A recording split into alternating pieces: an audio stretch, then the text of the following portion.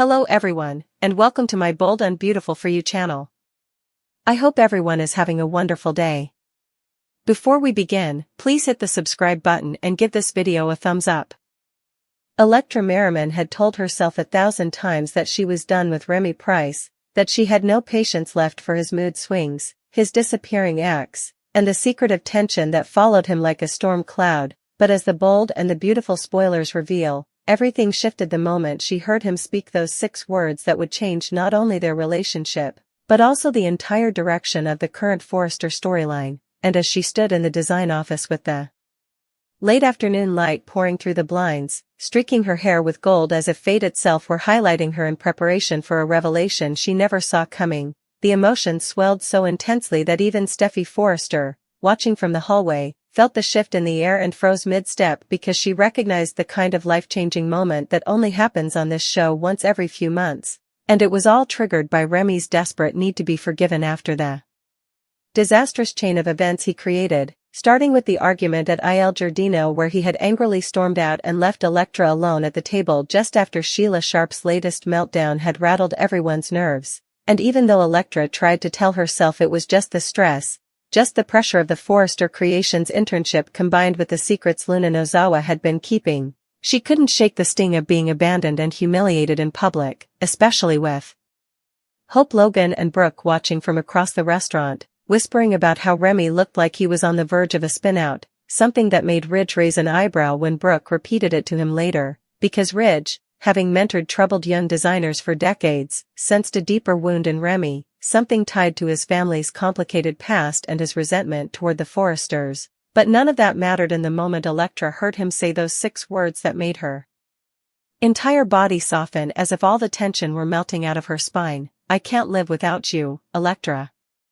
Those were the 6 words, not poetic, not dramatic in structure, not the sort of metaphorical confession Thomas Forrester would deliver in florid detail, but simple, raw, and painfully honest, the kind of stripped-back vulnerability Remy had never shown her before, and the power of those words knocked the breath out of her because she realized that beneath his chaotic behavior, beneath the jealousy he felt when Beth Spencer bossed Electra around about the wedding planning, beneath even his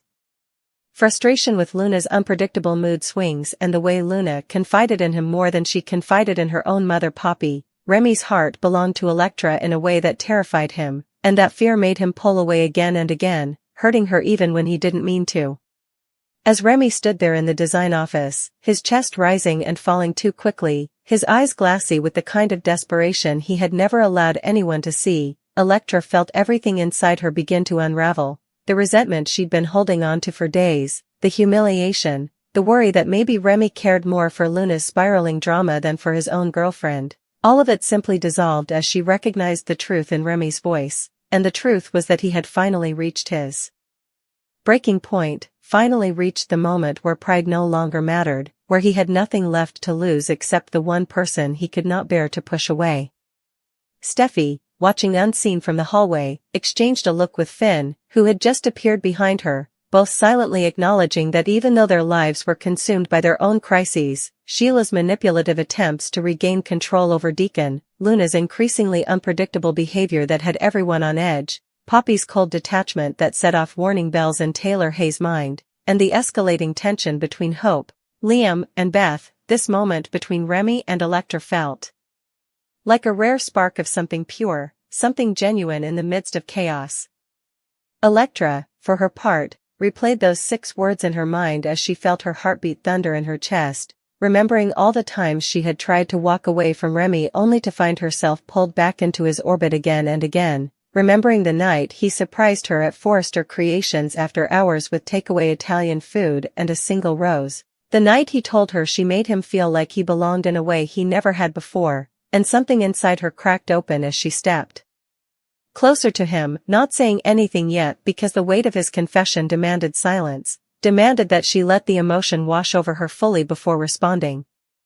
Remy visibly flinched when she didn't immediately forgive him, his shoulders tensing as if he expected her to reject him, to tell him that those 6 words were too little too late, that she was finished being the one who always stayed even when she should leave. But when Electra finally reached up and touched his cheek with trembling fingers, the relief that shuddered through him was so intense he almost sagged forward, And she whispered that she forgave him, not because the pain didn't matter.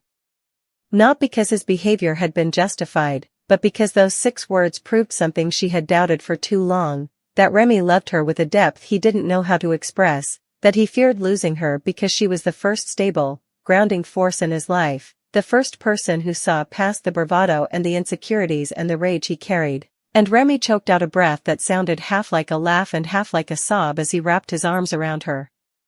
Finn quietly pulled Steffi away, giving them privacy, and even though Steffi had plenty of reservations about Remy, the same reservations she had about Luna, especially now that Luna's behavior seemed to be spiraling into something dangerously unpredictable, she couldn't deny how real this moment was, how healing it felt to witness 2 young people find a sliver of peace amid the storm engulfing the rest of the Forrester world.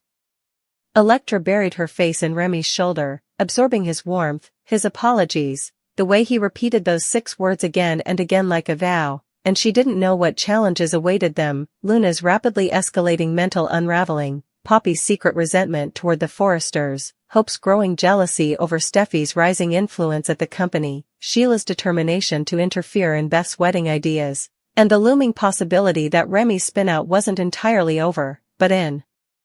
that moment she allowed herself to forgive him fully, to believe that his 6 words were the beginning of a new chapter for them instead of the end, and with her forgiveness came something neither of them expected, the quiet realization that they might actually survive the storm together, stronger than before, even as drama swirled like wildfire around every corner of Los Angeles, waiting for its next spark, its next scandal, its next heartbreak to explode into the lives of the characters they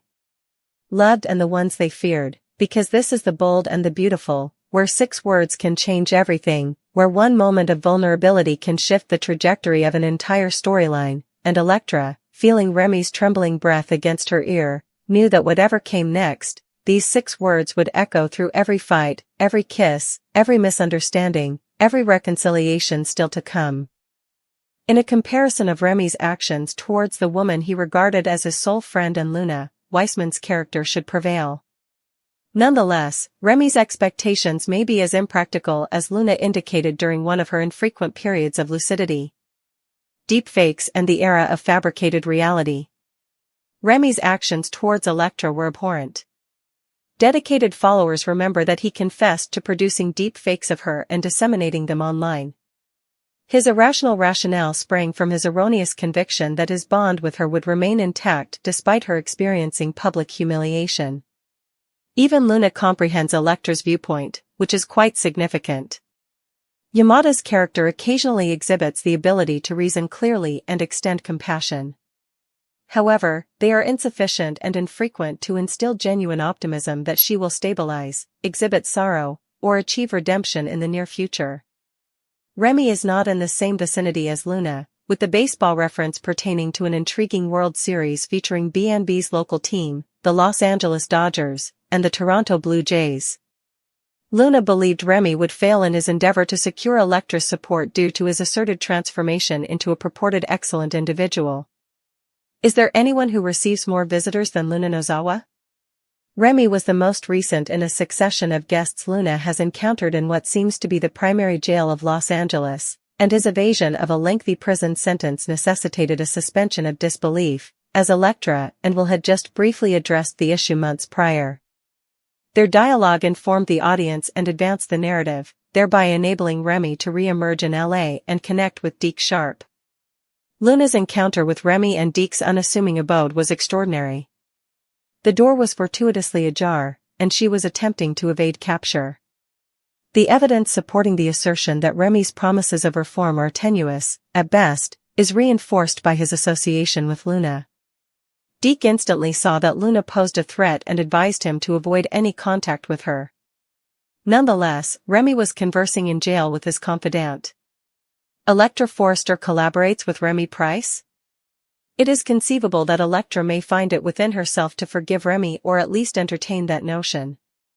This may occur if Deke perceives Remy's judgment as unreliable or views him as a hindrance to job advancement at Forrester Creations. Luna is convinced that she will not remain incarcerated to fulfill the entirety of her sentence. No one should dismiss her prophecies considering all that has transpired thus far. Electra's disclosures appall Deke, Will confronts Remy. The Bold and the Beautiful spoilers for Monday, November 3rd, indicate that Electra Forrester's disclosures will appall Deke Sharp. Spencer will confront Remy Price as the situation escalates in the Forrester showroom. All that Deke desired was to showcase his new boyfriend. Deke intended to invite Remy to his welcome party at Forrester Creations to introduce him to those who have won his affection. Rather than informing Deke of the impending chaos, Remy allowed him to be caught off guard. Deke is contemplating why others appear so distressed over Remy becoming his partner. Electra will inform Deke about the deepfake images produced by Remy and how he caused her distress solely to position himself as her source of solace. It was perverse and disturbing, hence Deke will undoubtedly be unsettled as well. Remy accompanied Electra to Los Angeles and once more exhibited his obsessive behavior. The events culminated in a dramatic conclusion when Remy pursued Electra, resulting in a confrontation with Will. Regarding Will, he will publicly denounce Remy and unequivocally indicate that he is unwelcome at Forrester Creations. Ivy Forrester will undoubtedly concur, as she is aware of the dreadful ordeal Electra endured because to Remy. Following Remy's request for a private conversation with Deke, they will confront each other with Electra's unsettling revelations. Remy desires to start anew and fully engage in the passion they have discovered, although it may not be as uncomplicated for Deke. This is particularly accurate given that Remy has already encountered criticism due to his association with Luna Nozawa.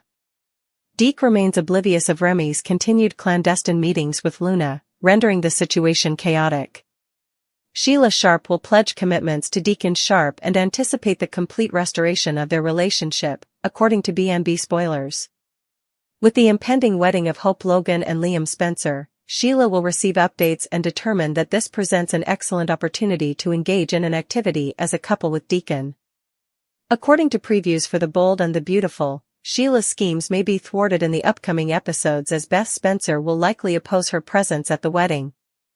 In the tangled, sun-soaked world of Los Angeles, where every whispered rumor can topple empires and every impulsive kiss can blow apart marriages that were supposed to last forever, The Bold and the Beautiful surges into another explosive chapter of chaos, scheming, heartbreak, and unexpected redemption as Luna Nozawa, still locked away behind the cold steel bars of the Los Angeles County Women's Facility, senses the wind shifting and feels a twisted, powerful thrill as a whole new